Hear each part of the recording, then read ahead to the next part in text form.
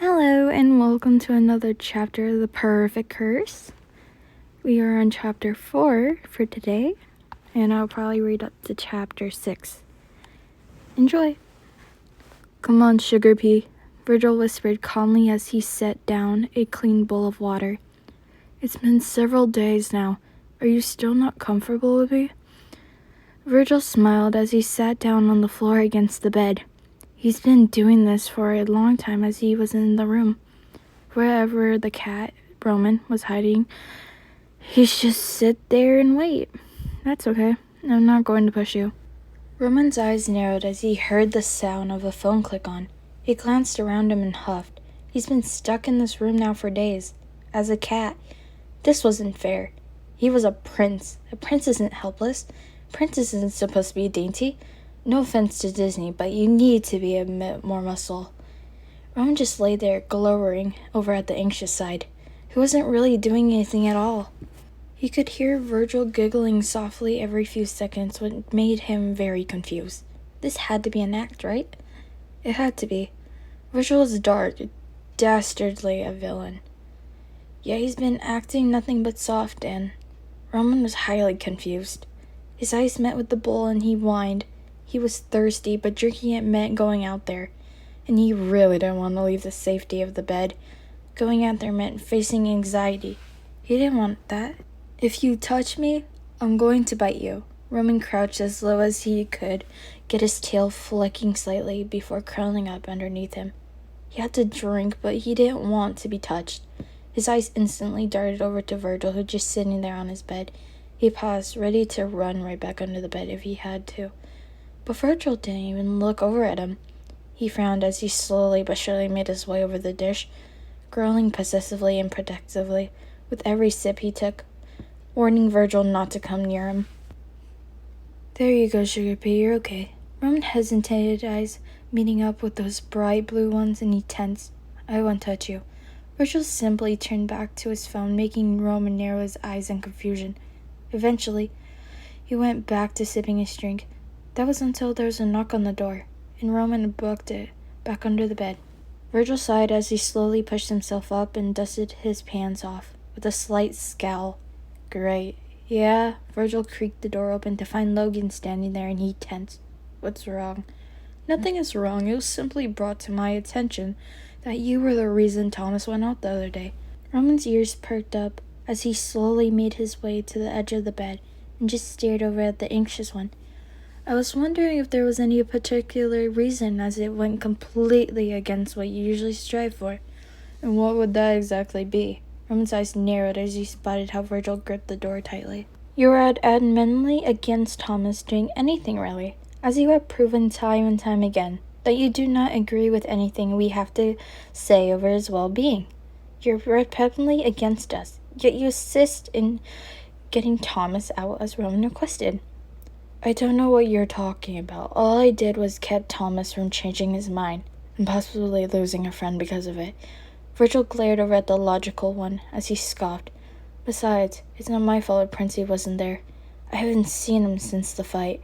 Maybe if he actually answered his door. Now, don't you start trying to pick another fight. Roman isn't even here to back himself up. I wasn't, Virgil grumbled as he rolled his eyes. I didn't mean to sound like that. I'm actually kind of worried. It's been several days. Ron's fine. And how would you know? Logan held his hands up, cutting Virgil off, who just frowned with nervous energy. We are all linked to the mainframe anxiety. If Roman is in any physical danger, there would have been an alarm. There was a blip several days prior, but nothing happened after. So I can assure you that Roman got out of whatever it was that caused it. He's fine. Just sulking, no doubt. Virgil frowned as he shook his head, making Logan's eyes narrow in thought. But what if he was trapped? Being held captive doesn't equal physical danger. He can teleport. Honestly, anxiety, calm yourself. I only came to figure out why you had pushed for Thomas to go out like Roman had wanted in the first place. Now if you'll excuse me, I have work to do. Virgil stood there for a good second before slamming the door and just yelling out in frustration. Why is it always me? Virgil collapsed onto the floor with a huff after he just laid himself facing down inside. Forget it. I'm probably just overreacting. Roman can handle himself. Maybe I should tell Lo about the sword. Of course. Then I'll probably get yelled at for even touching it. Virgil let his eyes slip shut as he tried to calm his breathing. He's fine. Roman's fine. Logan's right. I'm just being paranoid. There was a soft meow that caught his attention, making him open his eyes again to find the cat, giving this near confusion look. Hey there, small fry. Roman frowned as Virgil slowly pushed himself up and shook his head. Sorry about that. I'd actually forgot you were in here. I hope I didn't scare you. Roman carefully made his way to the door, scratching at it and making Virgil frown. I'm sorry, I can't let you out. Virgil sighed as he stood up and moved over to sit on his bed. I would, but Paddin's allergic to cats and Logan would make me take you back outside. I'm sorry. Roman whined as he turned back to see Virgil laying down, again this time, just staring at the wall with this faraway look in his eye. Anxiety? Ron was taken back by how out of it the other looked. He made a soft meow sound, making Virgil chuckle softly as he closed his eyes. I guess you're going to sleep then. Roman groaned as he glanced over to the door inside. I have to get out of here. Chapter 5. Roman sat there just watching as Virgil slept. He wanted to make sure the other wasn't for some reason faking it before he tried to make his escape. He was bound and determined to get out of that room. He didn't know what Virgil was planning to do with him, but he didn't want to find out. As soon as he was sure Virgil was out cold, he ran over to the door and sat. He took in everything as he let his magic rush around him, eyes pink as he tried to figure out what to do. If he could just get the door open, but the only way to do that is to first reach the doorknob. Roman took a deep breath as he pictured a large box. He felt his magic surge and suddenly a large brown box was just sitting there in front of him. He meowed lightly with excitement before pushing the box closer to the door. The next thing he summoned was a chair. He couldn't exactly move that, so he just had to pry it was in the right place. He spent several minutes creating things of all different sizes to help him get up. He really didn't need everything he made, but he didn't want to risk it. Rowan took a deep breath before jumping up onto the chair and smiling.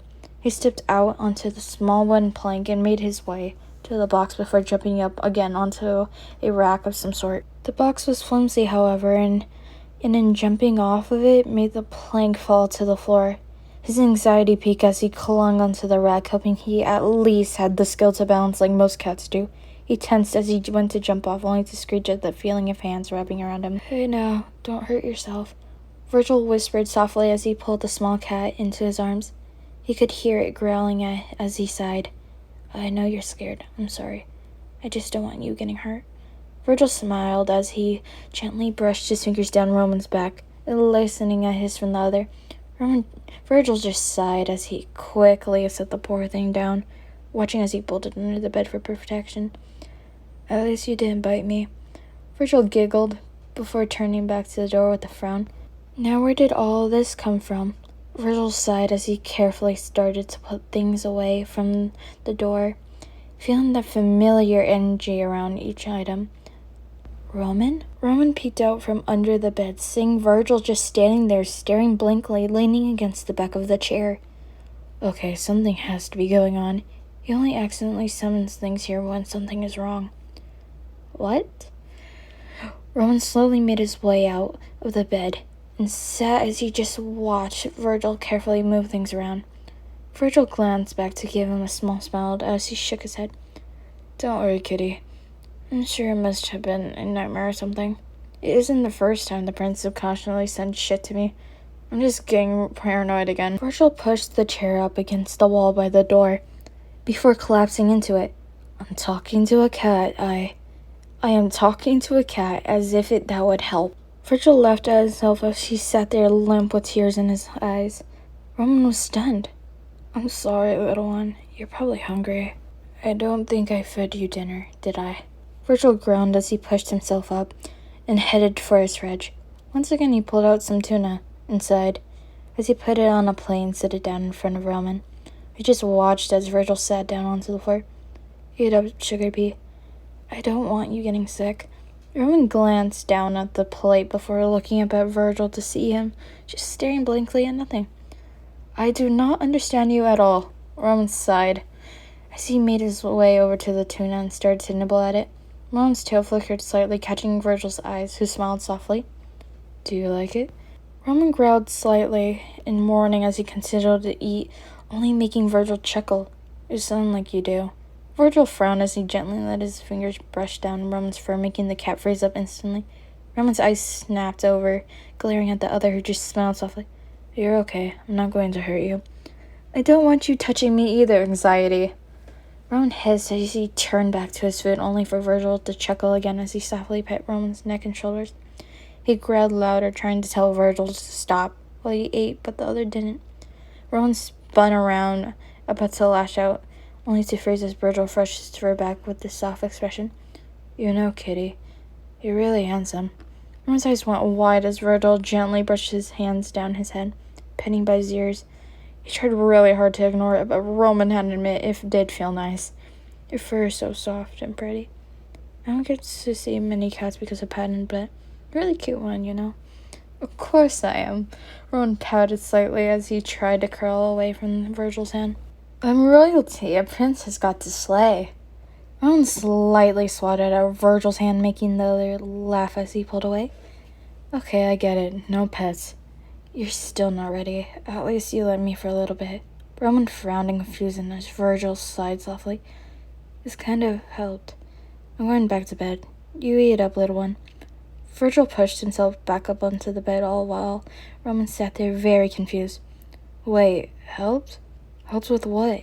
Roman meowed slightly, making Virgil smile as he laid back down to sleep. Thanks, what do you mean helped? Hey, I'm trying to talk to you. Roman squeaked as he tried to get the other's attention, but Virgil just rolled over, ignoring him. Hey, Anxiety! Fine. Roman plopped down with a huff as he whined and rolled his eyes. I'll just forget it then. Chapter 6. Morning, small fry. Virgil hummed softly as he placed a small bit of cut-up chicken in front of Roman, scratching his head lightly before heading towards his drawer. Roman stretched with a loud yawn before sitting up and wiping his face a bit. I won't be in for a bit today.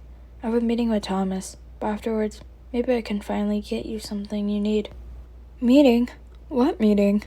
Rowan meowed curiously as Virgil shifted through his drawers. Anxiety? What meeting? Roman meowed angrily, practically squealing as he jumped onto the dresser as he swatted at Virgil's hand. What meeting? Well, aren't you vocal today?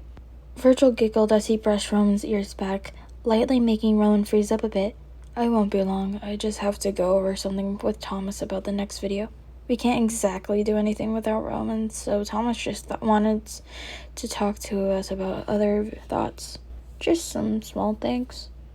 Roman frowned as Virgil lightly brushed under his chin and thought, although I will be asking about Roman, I'm concerned.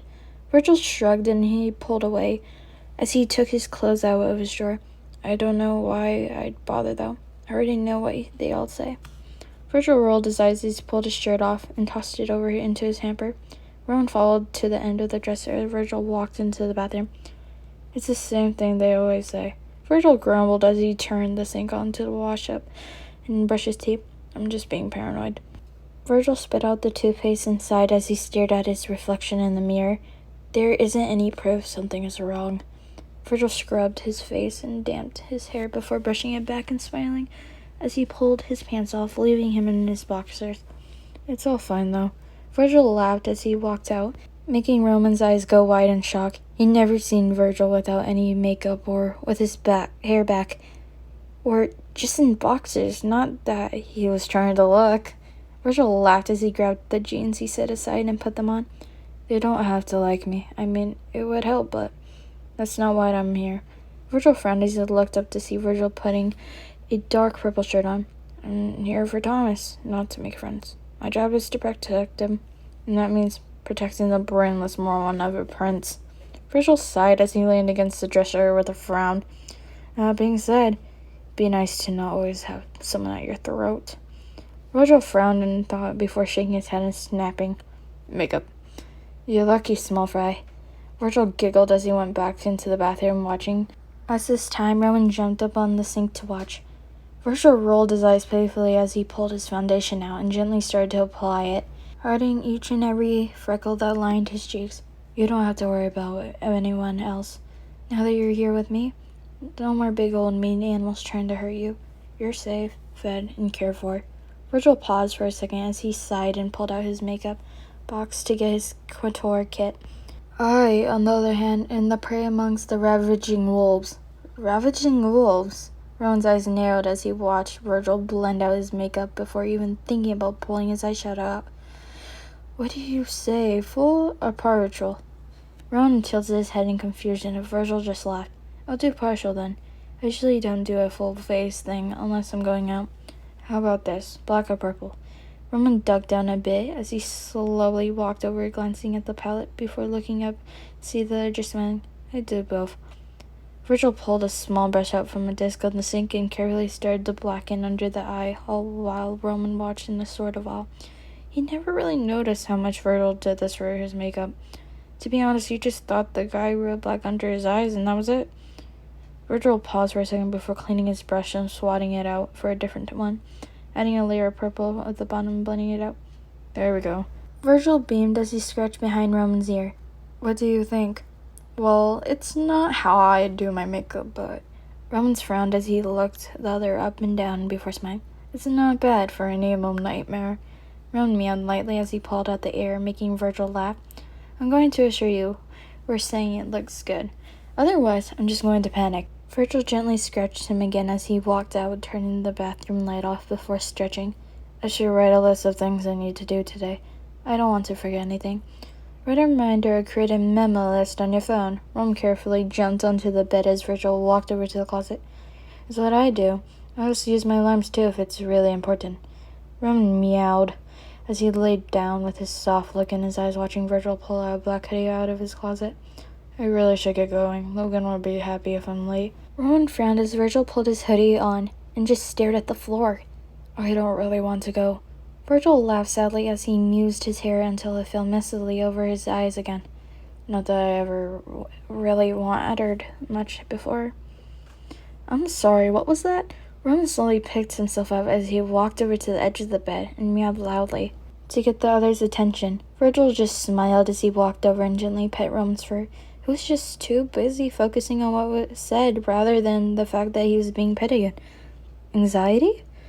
You'll be good, okay, sweet pea? Rowan frowned as Virgil slightly scratched under his chin. Don't you be getting into any trouble? I'm gone. I am a prince. I don't get into trouble. I'm the one that fixes it. Rowan's eyes narrowed as Virgil pulled away and started for the door. Hey, wait! Rowan meowed repeatedly, trying to stop the other from leaving. Take me with you, Anxiety. Come on. If it's a meeting with Thomas, I should be there. Damn it, listen to me, Anxiety.